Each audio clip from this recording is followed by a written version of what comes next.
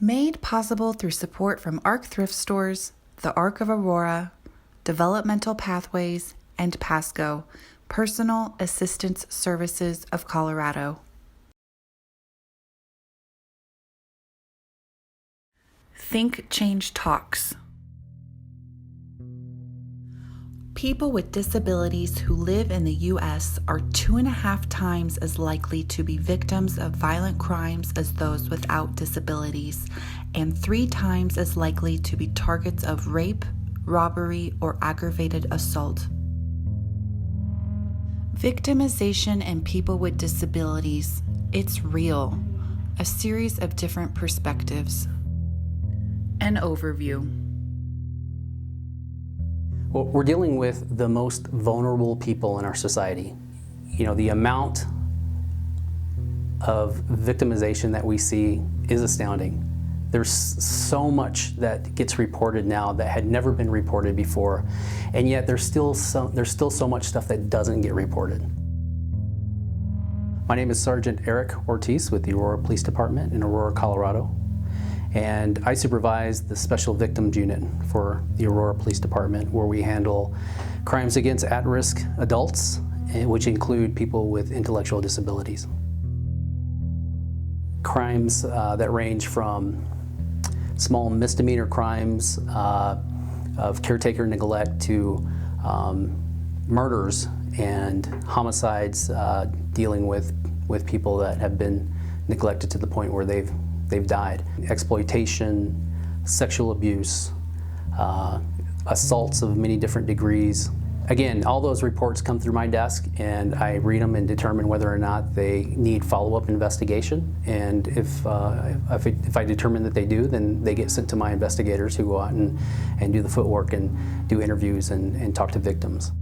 It takes an educated officer to go into these type of situations to be able to make a determination that yes, this crime occurred, and this is what we're going to need to be able to bring it to jury. People are so vulnerable to it.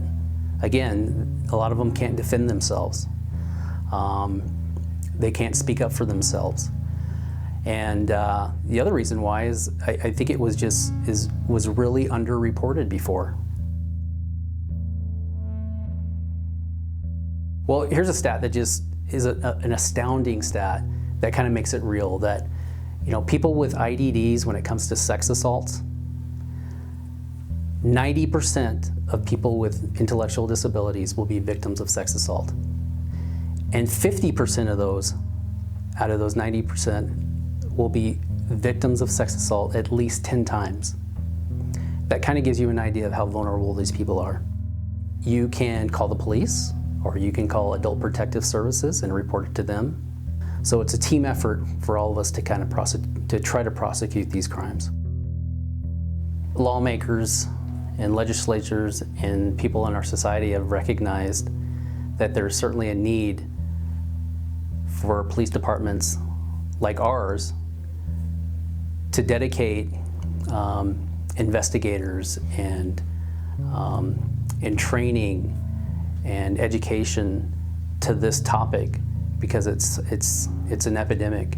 It's become our duty to protect these people. We're going to relentlessly identify those who perpetrate on our at-risk citizens, and we're going to investigate and try to come to a conclusion, whether that be criminally or at least stop the bleeding and stop the abuse and stop the exploitation.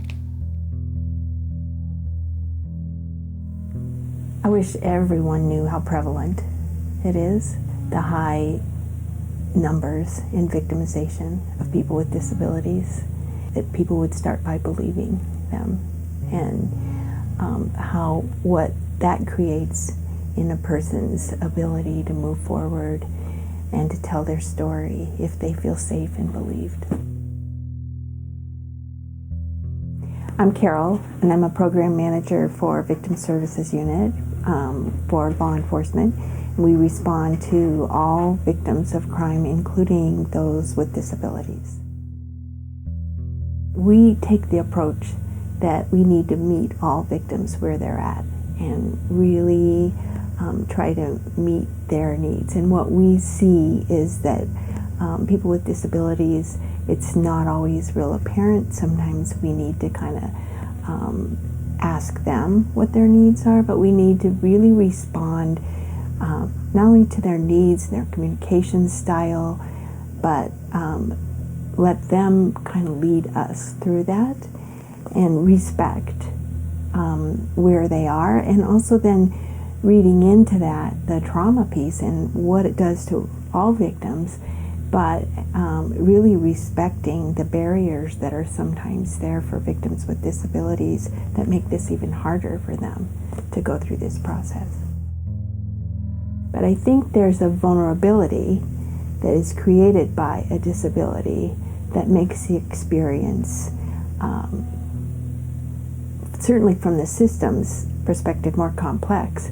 But what I feel like is that vulnerability that sets them up for victimization in some situations, we as a system don't want that vulnerability to be used against them or to be a barrier in reporting it.